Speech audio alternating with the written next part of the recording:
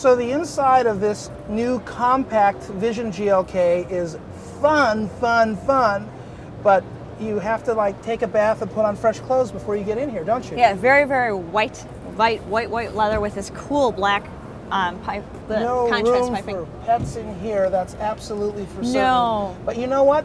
There's a lot of room in this back seat, and this is a compact SUV, isn't it? It is, it absolutely is. The wood element is nice. It's this sort of white zebra striped wood, and the name of the wood escapes me at the moment, but it looks pretty sharp, and the leather across the dash is really nice with this contrast stitching in here. Now a package like this in terms of these materials wouldn't be a standard option on a vehicle like this. This is very, very concepty, even in the leather in the steering wheel here. But some of these kinds of things are what Mercedes is looking at, potentials for launch special packages and special editions. Not all of these elements might ever come into that, but that's one of the things they're looking at, and playing with different colors and seeing how people react to them.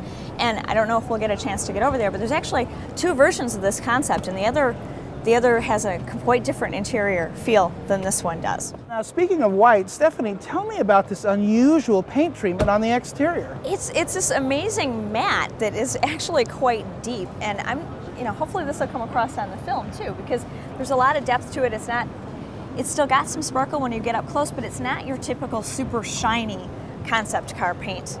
And this again is something that wouldn't actually be on a production vehicle, but it is terrific, and it does show off all of the lines and curves of this vehicle. Overall, this vehicle is a very important statement from Mercedes, isn't it? Because this is a small SUV, yet it has the G-Class kind of masculine oomph to it, and it's a Bluetec diesel. It's a Bluetec diesel. It's a small car. What this really is talking about is trying to make a compact diesel or compact SUV that doesn't, look like all of the other sort of soft compact SUVs that we've got going lately. They wanted to go ahead and say, let's make this aggressive. Let's make it pop that way. And referring to the G-Class, it actually has a little bit more to do with the GL than the G-Class, a little bit in the hood, but this actually, they worked very hard to make sure this doesn't look like simply a scaled down GL or a scaled down G-Class. It is its own car.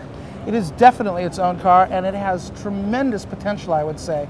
The idea of being able to have a classy, fun, powerful car that is diesel-based, right, that does get good gas mileage, that is a little bit smaller in its footprint, but is still 100% Mercedes. As we talk about green and fuel economy and what can we really do, seriously, driving smaller cars is the simplest way fastest and simplest way for everyday Americans to make a difference.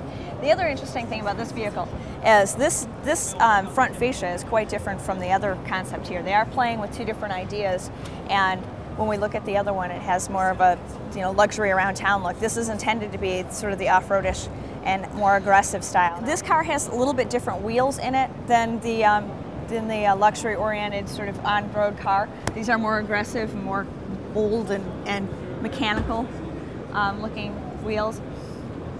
Well, I think that Mercedes has taken a real strong position that it's going to offer your choice of elegance or sporty, and, right, and they're doing that with the new C-Class. They did that with the C-Class. Where they've changed the grille, they've changed other attributes of the car beyond right, just the interior accoutrement. Absolutely. So here, we, as you said, a smaller car, better gas mileage, diesel engine, but it's still a Mercedes, and it still gives you the same quality of driving experience that you might get if you were in a large SUV. Absolutely. Now this is the sporty version. This is the sporty off-road aggressive version, and it's got just really, really neat details. And I'm thinking they haven't made the 100% decision to offer both fascias. This, I believe, is the favored of the two, which is I think the right move to go. This concept has lots of little neat details, and some of them didn't come up in the photos that I looked at before I actually got here to see it. One of them is this shape in here, and the side view mirror for the indicators is just a cool shape. It's just a neat way to go.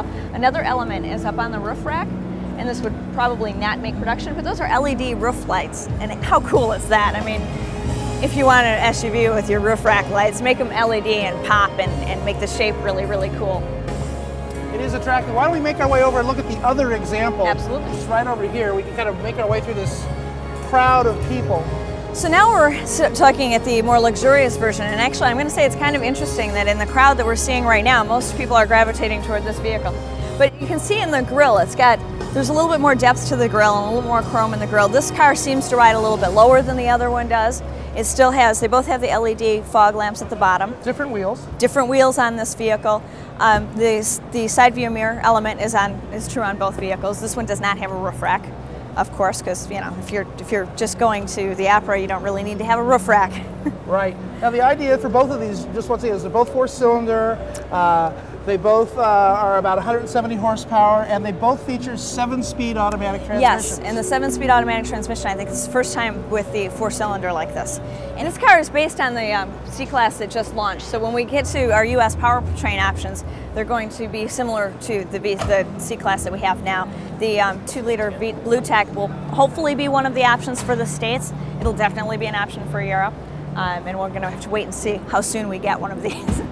Well, it is interesting that both of these cars have white leather, but this interior is actually still very, very different. It is very different. We've got chrome instead of the wood in there, and in the center of the steering wheel, where we had white leather on the other car, this is simply a black.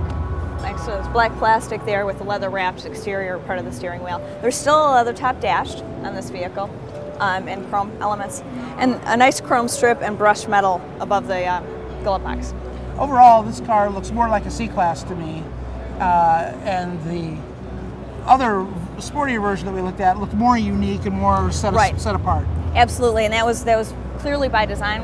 One of their concerns is bringing a small SUV to market that looks like a small SUV and not like everything that's out there. And that's one of the reasons they're looking at 2 different options, and I think it's one of the reasons that the white car might be the favorite. Another of our neat design elements for this concept is in the LED tail lights here and all of those little bubbles. They look really sharp, and actually that tail light is on both vehicles.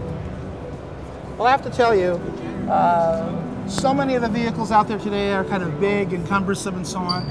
This takes all of the design cues of a large vehicle, kind of compresses them down, puts lots of benefits in it, and maybe even a better price. Maybe. It looks very attractive, and it is, completely German. Absolutely, and January 2009, we will see one of these 2 cars on the road, if not both. Well, we'll see you back here in Detroit in a year. We will.